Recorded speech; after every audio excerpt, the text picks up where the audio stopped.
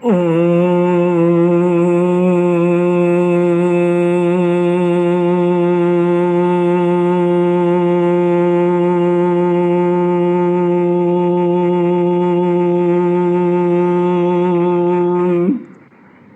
गुरुचरण कमलेभ्यो नमः।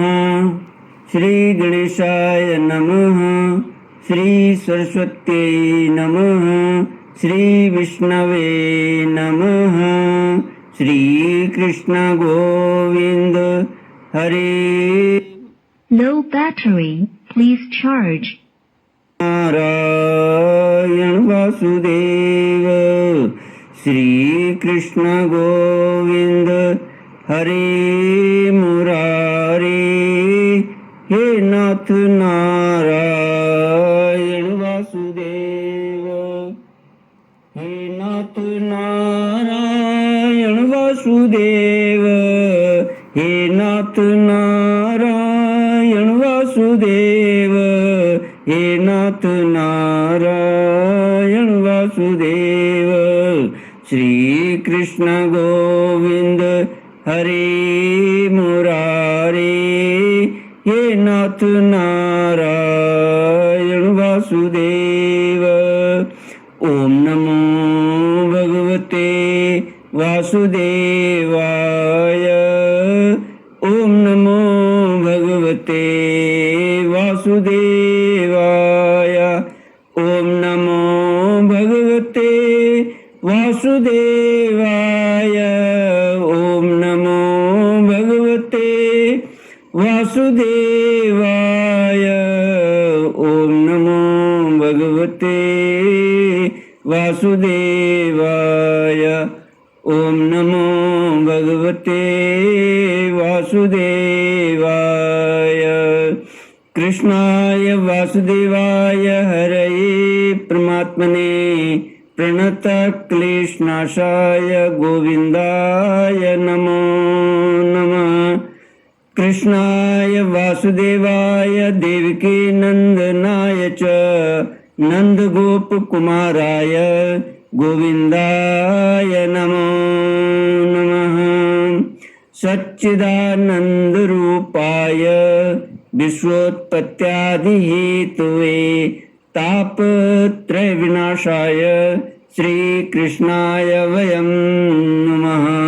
सच्चित आनंद स्वरूप परमात्मा जो सृष्टि के उत्पत्ति पालन और संहार करता है तथा जीवों के आध्यात्मिक आदि दैविक आदि भौतिक तापों को नष्ट करने वाले हैं अर्थात जीवों के मानसिक शारीरिक और भौतिक दुखों को दूर करने वाले हैं, उन श्री कृष्ण भगवान को हम नमस्कार करते हैं। श्री कृष्ण गोविंद हरे मुरारे। हे नाथ नारायण वासुदेव। श्रीमद् भागवत द्वादश स्कंद तृतीयोध्याय श्लोक 26 से। श्री शुक उवाच सत्वं रजस्तम इति दृश्यन्ते पुरुषे गुणाः काल संचोदितास्ते वै परिवर्तन्त इति परिवर्तन्त आत्मनि प्रभवन्ति यदा सत्त्वे मनो बुद्धि इंद्रियाणि च तदा कृतयुगं विद्यात् ज्ञाने तपसि यत् रुचिः। श्रीमद् भागवत 12वां स्कंद तीसरा अध्याय श्लोक 26 से। कलयुग के दोषों से बचने का उपाय नाम संकीर्तन। श्री सुखदेव जी कहते हैं सभी प्राणियों में 3 गुण होते हैं, सत्व रज और तम। काल की प्रेरणा से समय समय पर शरीर प्राण और मन में उनका ह्रास और विकास भी हुआ करता है। जिस समय मन बुद्धि और इंद्रियां सत्व गुण में स्थित होकर अपना अपना काम करने लगती हैं उस समय सत्य युग समझना चाहिए। सत्वगुण की प्रधानता के समय मनुष्य ज्ञान और तपस्या से अधिक प्रेम करने लगता है। जिस समय मनुष्यों की प्रवृत्ति और रुचि धर्म, अर्थ और लौकिक पारलौकिक सुख भोगों की ओर होती है तथा शरीर, मन एवं इंद्रियां रजोगुण में स्थित होकर काम करने लगती हैं, बुद्धिमान परीक्षित, समझना चाहिए कि उस समय त्रेता युग अपना काम कर रहा है, जिस समय लोभ, असंतोष, अभिमान, दंभ और मत्सर आदि दोषों का बोलबाला हो और मनुष्य बड़े उत्साह तथा रुचि के साथ सकाम कर्मों में लगना चाहिए, उस समय द्वापर युग समझना चाहिए। अवश्य ही रजोगुण और तमोगुण की मिश्रित प्रधानता का नाम ही द्वापर युग है, जिस समय झूठ, कपट, तंद्रा, निद्रा, हिंसा, विषाद, शोक, मोह, भय और दीनता की प्रधानता हो, उसे तमोगुण प्रधान कलयुग समझना चाहिए। जब कलयुग का राज्य होता है तब लोगों की दृष्टि क्षुद्र हो जाती है। अधिकांश लोग होते तो हैं अत्यंत निर्धन, परंतु खाते हैं बहुत अधिक। उनका भाग्य तो होता है बहुत ही मंद और चित्त में कामनाएं होती हैं बहुत बड़ी बड़ी। स्त्रियों में दुष्टता और कुलटापन की वृद्धि हो जाती है। सारे देश में गांव-गांव में लुटेरों की प्रधानता एवं प्रचुरता हो जाती है। पाखंडी लोग अपने नए नए मत चलाकर मनमानी ढंग से वेदों का तात्पर्य निकालने लगते हैं और इस प्रकार उन्हें कलंकित करते हैं। राजा कहलाने वाले लोग प्रजा की सारी कमाई हड़प कर उन्हें चूसने लगते हैं। ब्राह्मण नामधारी जीव पेट भरने और जननेंद्रिय को तृप्त करने में ही लग जाते हैं। ब्रह्मचारी लोग ब्रह्मचर्य व्रत से रहित और अपवित्र रहने लगते हैं। गृहस्थ दूसरों को भिक्षा देने के बदले स्वयं भीख मांगने लगते हैं। वानप्रस्थी गांव में बसने लगते हैं और सन्यासी धन की अत्यंत लोभी अर्थ पिशाच हो जाते हैं। स्त्रियों का आकार तो छोटा हो जाता है पर भूख बढ़ जाती है। उन्हें संतान बहुत अधिक होती है और वे अपनी कुल मर्यादा का उल्लंघन करके लाज हया जो उनका आभूषण है छोड़ बैठती हैं। वे सदा सर्वदा कड़वी बात कहती रहती हैं और चोरी तथा कपट में बड़ी निपुण हो जाती हैं। उनमें साहस भी बहुत बढ़ जाता है। व्यापारियों के हृदय अत्यंत क्षुद्र हो जाते हैं। वे कौड़ी कौड़ी से लिपटे रहते और छदाम के लिए धोखाधड़ी करते हैं। और तो क्या आपत्ति काल न होने पर तथा धनी होने पर भी वे निम्न श्रेणी के व्यापारों को जिनकी सत्पुरुष निंदा करते हैं ठीक समझने लगते हैं। श्री कृष्ण गोविंद हरे मुरारे, हे नाथ नारायण वासुदेव।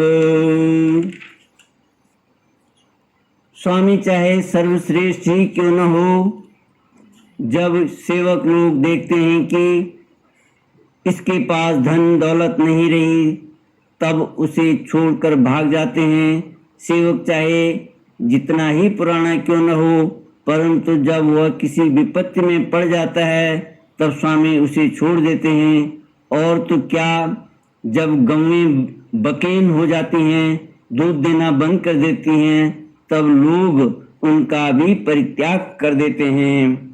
प्रिय परीक्षित, कलयुग के मनुष्य बड़े ही लंपट हो जाते हैं। वे अपनी काम वासनाओं को तृप्त करने के लिए ही किसी से प्रेम करते हैं। वे विषय वासना के वशीभूत होकर इतने दीन हो जाते हैं कि माता पिता भाई बंधु और मित्रों को भी छोड़कर केवल अपने साली और सालों से ही सलाह लेने लगते हैं। शूद्र तपस्वियों का वेश बनाकर अपना पेट भरते और दान लेने लगते हैं। जिन्हें धर्म पर रत्ती भर भी ज्ञान नहीं है, जिन्हें धर्म का रत्ती भर भी ज्ञान नहीं है, वे ऊंचे सिंहासन पर विराजमान होकर धर्म का उपदेश करने लगते हैं। प्रिय परीक्षित, कलयुग की प्रजा सूखा पड़ने के कारण अत्यंत भयभीत और आतुर हो जाती है। एक तो दुर्भिक्ष और दूसरे शासकों की कर वृद्धि प्रजा के शरीर में केवल अस्थि पंजर और मन में केवल उद्वेग शेष रह जाता है। प्राण रक्षा के लिए रोटी का टुकड़ा मिलना भी कठिन हो जाता है। कलयुग में प्रजा शरीर ढलने के लिए वस्त्र और पेट की ज्वाला शांत करने के लिए रोटी, पीने के लिए पानी और सोने के लिए दो हाथ जमीन से भी वंचित हो जाती है। उसे दाम्पत्य जीवन, स्नान और आभूषण पहनने तक की सुविधा नहीं रहती। लोगों की आकृति, प्रकृति और चेष्टाएं पिशाचों की सी हो जाती हैं। कलयुग में लोग अधिक धन की तो बात ही क्या, कुछ कौड़ियों के लिए Low battery, please charge. जनों के सद्भाव तथा मित्रता को तिलांजलि दे देते हैं। इतना ही नहीं, वे दमनी के लिए अपने सगे संबंधियों तक की हत्या कर बैठते और अपने प्रिय प्राणों से भी हाथ धो बैठते हैं। परीक्षित, कलयुग के क्षुद्र प्राणी केवल काम वासना की पूर्ति और पेट भरने की धुन में ही लगे रहते हैं। पुत्र अपने बूढ़े माँ बाप की भी रक्षा पालन पोषण नहीं करते, उनकी उपेक्षा कर देते हैं और पिता अपने निपुण से निपुण सब कामों में योग्य पुत्रों की भी परवाह नहीं करते, उन्हें अलग कर देते हैं। श्री सुखदेव जी कहते हैं, परीक्षित, श्री भगवान ही चराचर जगत के परम पिता और परम गुरु हैं। इंद्र, ब्रह्मा आदि त्रिलोकाधिपति उनके चरण कमलों में अपना सिर झुकाकर सर्वस्व समर्पण करते रहते हैं। उनका ऐश्वर्य अनंत है और वे एक रस अपने स्वरूप में स्थित हैं। परंतु कलयुग में लोगों में इतनी मूर्खता फैल जाती है, पाखंडियों के कारण लोगों का चित्त इतना भटक जाता है कि प्रायः लोग अपने धर्म, अपने कर्म और भावनाओं के द्वारा भगवान की पूजा से भी विमुख हो जाते हैं। मनुष्य मरने के समय आतुरता की स्थिति में अथवा गिरते या फिसलते समय विवश होकर भी यदि भगवान के किसी एक नाम का उच्चारण कर ले तो उसके सारे कर्म बंधन छिन्न भिन्न हो जाते हैं और उसे उत्तम से उत्तम गति प्राप्त होती है। परंतु हाय रे कलयुग से प्रभावित होकर लोग उन भगवान की आराधना से भी विमुख हो जाते हैं। परीक्षित, कलयुग के अनेकों दोष हैं। कुल वस्तुएं दूषित हो जाती हैं, स्थानों में भी दोष की प्रधानता हो जाती है। सब दोषों का मूल स्रोत तो अंतःकरण है ही, परंतु जब पुरुषोत्तम भगवान हृदय में आ विराजते हैं तब उनकी सन्निधि मात्र से ही सब के सब दोष नष्ट हो जाते हैं। भगवान के रूप, गुण, लीला, धाम और नाम के श्रवण, संकीर्तन, ध्यान, पूजन और आदर से वे मनुष्यों के हृदय में आकर विराजमान हो जाते हैं और एक दो जन्म के पापों की तो बात ही क्या, हजारों जन्मों के पाप के ढेर भी क्षण भर में भस्म हो जाते हैं। जैसे सोने के साथ संयुक्त होकर अग्नि उसकी धातु संबंधी मलिनता आदि दोषों को नष्ट कर देती है, वैसे ही साधकों के हृदय में स्थित होकर भगवान विष्णु उनके अशुभ संस्कारों को सदा के लिए मिटा देते हैं। परीक्षित, विद्या, तपस्या, प्राणायाम, समय समस्त प्राणियों के प्रति मित्र भाव, तीर्थ स्थान, व्रत, दान और जप आदि किसी भी साधन से मनुष्य के अंतःकरण की वैसी वास्तविक शुद्धि नहीं होती जैसे शुद्धि भगवान पुरुषोत्तम के हृदय में विराजमान हो जाने पर होती है।